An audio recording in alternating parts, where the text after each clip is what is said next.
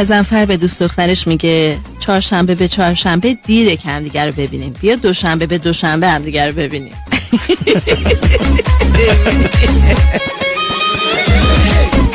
آخوندا با هم میدویدن، عمامه یکی افتاد، حیفنو پشت سرشون بود، داد زد صلی علی محمد، چرخ یکی در اومد.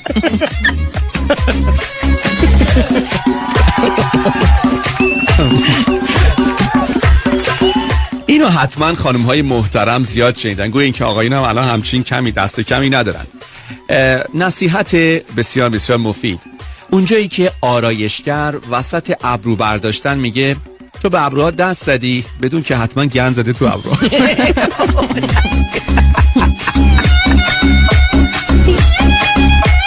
یه بار یه خانمه از شوهرش میپرسه اون چیه که اولیش منم، دومیش تویی، سومیش زبون؟ شوهره میگه نمیدونم. زنه میگه گلگاو زبون.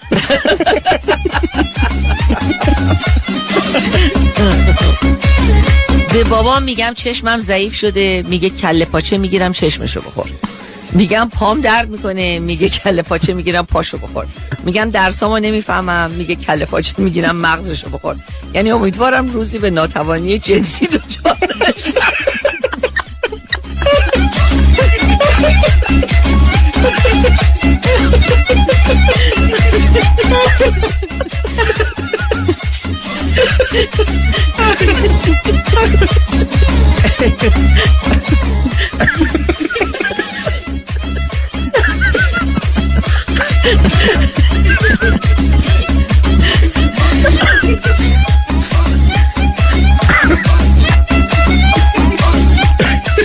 عمه هام اومدن خونمون، ستایی دارن پشت سر مادر شوهرشون حرف میزنن. دلم واسه مامانم میسوزه که نمیتونه تو بحثشون شرکت کنه.